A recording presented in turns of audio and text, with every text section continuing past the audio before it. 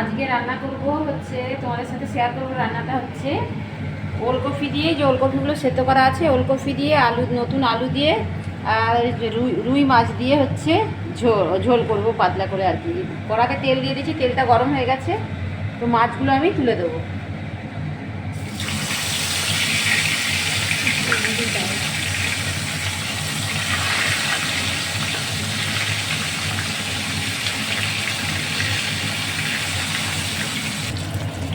চলো, মাছ ভাজা হয়ে গেছে। আর মাছটা কিন্তু ডিপ করে ভাজবো না, হালকা করে ভাজবো আর কি। ভাজা হয়ে গেছে, এবার মাছটা তুলে দেবো। টাটকা মাছ তো, জ্যান্ত টাটকা মাছ, এটা হচ্ছে তোমার হচ্ছে হালকা করে ভাজলে ভালো লাগে খেতে।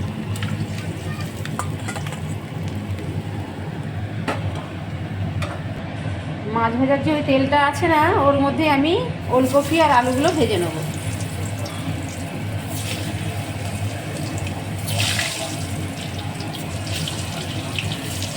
আলুগুলো কিন্তু এরকম বড় বড় সাইজে কাটবো।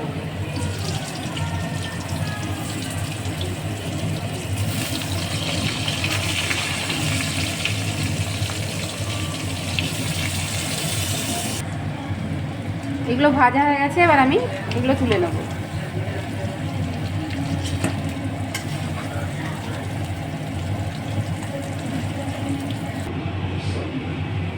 ওই তেলের মধ্যে আমি 5 ফোড়ন দিয়ে দিলাম। এর মধ্যে চন্দনী আছে, জিরে আছে, আর 5 ফোড়নে যা যা আছে সবগুলোই আছে। আর এখানে শুকনো লঙ্কা, এটা দিয়ে দিলাম।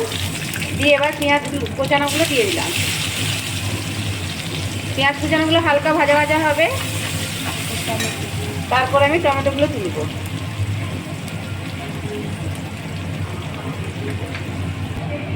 পেঁয়াজ ভাজার একটা সুন্দর গন্ধ বেরোবে, আর পেঁয়াজের কালারটা হালকা ব্রাউন কালার আসবে, তখন আমি নুন দেবো আর টমেটোটা দিয়ে দেবো। কারণ লবণের মধ্যে টমেটোটা যদি পড়ে তাহলে ওটা পেঁয়াজটাও নরম হবে, টমেটোটাও নরম হবে। এইখানে আছে হচ্ছে আদা রসুন বাটা আছে, আর এখানটায় আছে হচ্ছে ধনে, জিরে, আর হচ্ছে কাঁচা লঙ্কা 3টে বাটা আছে, আর 2টো শুকনো লঙ্কা আছে, দিয়ে এটা বাটা আছে। এবার এটা হচ্ছে তোমার হচ্ছে ভাজা ভাজা হয়ে এসেছে। এবার হচ্ছে রসুন আর আদা বাটাটা দিয়ে দেবো।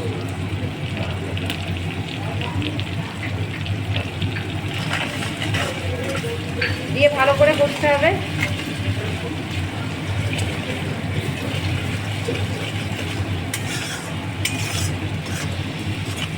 রসুন আর আদার গন্ধটা সুন্দরভাবে আসবে, সেই সময় জিরে আর কাঁচা লঙ্কা আর হচ্ছে ধনে আর পাকা লঙ্কা বাটাটা দিয়ে দেবো। সুন্দর গন্ধ আসছে না? এবার হচ্ছে এই বাটাটা দিয়ে দিলাম।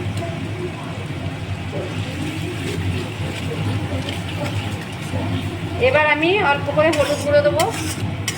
এবার কেউ যদি মনে করে যে কালার আসার জন্য লঙ্কা গুঁড়ো দেবে, তাহলে সে লঙ্কা গুঁড়ো দিতে পারে, কিন্তু আমাদের যেহেতু কাঁচা লঙ্কাগুলো খুব ঝাল এবং 2টো শুকনো লঙ্কা বেটে দিয়েছি, যার জন্য আমি হচ্ছে লঙ্কা।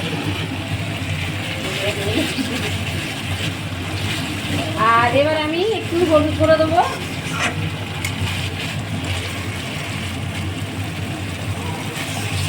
এটা দিয়ে ভালো করে কষতে হবে। লবণটা দেখে দিতে হবে, কারণ আলু ভাজাতেও আছে লবণটা, আর পেঁয়াজ ভাজার সময়ও দিয়েছি, যার জন্য লবণটা একবারে পরিমাণ মতো অল্প দেবো। এবার যতক্ষণ নাড়াচাড়া করতে হবে, যতক্ষণ না তেলটা ছেড়ে ছেড়ে আসবে। এবার অল্প করে ধনেপাতা কুচানো দিয়ে দেবো।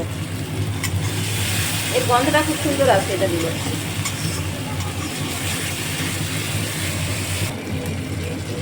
মশলাটা কিন্তু তেলটা দেখো ছেড়ে ছেড়ে এসছে, গন্ধটাও দারুণ বেরিয়েছে। এবার আমি আলু ভাজা আর ওলকপিটা যে ভাজা ছিল সেটা আমি দিয়ে দেবো।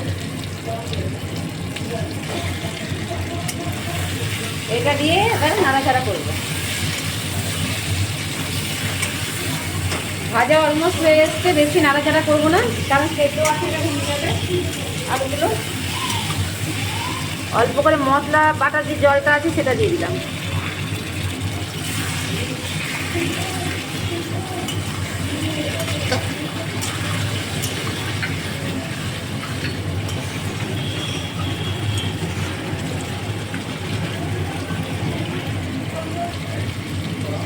আমি কিন্তু এই রান্নাটার জন্য একটা ওলকপি নিয়েছি, আমাদের 3 জন মেম্বার, একটা ওলকপি নিয়েছি, আর হচ্ছে একটা বড় সাইজের আলু আর একটা মিডিয়াম সাইজের আলু নিয়েছি।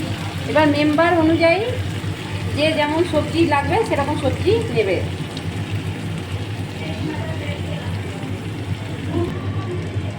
এবার আমি শীতকাল তো ঠান্ডা জলটা দেবো না, হালকা উষ্ণ গরম জল দেবো। জলটা কিন্তু আমি একটু পাতলা করবো, যার জন্য জলটা দিলাম। এবার যে যার পরিমাণ মতো জলটা দেবে।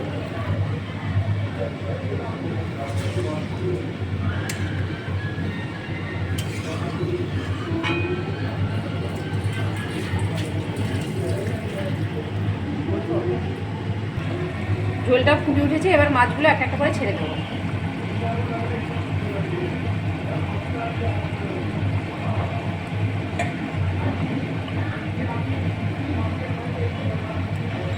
মাছটা দিয়ে 10 মিনিটের মতো ফোটাতে হবে। এবার যদি কেউ পারে গরম মশলা দেবে, গরম মশলা দিয়ে নামাবে।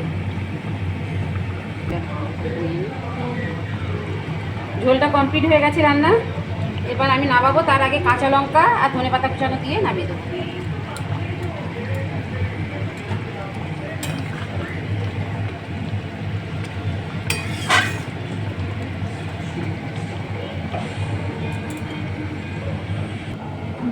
ঝোলের কালারটা দেখুন কত সুন্দর এসেছে, দেখুন। আর টেস্টটা দারুণ হবে, কারণ শীতকালের তো ওলকপি তো খেতে দারুণ লাগে। তো আপনারা করে একবার খেয়ে দেখুন, অবশ্যই ভালো লাগবে। যদি ভালো লাগে লাইক করবেন, শেয়ার করবেন, কমেন্ট করবেন এবং আমাকে একবার কমেন্ট করে জানাবেন। তো চলো, বাই।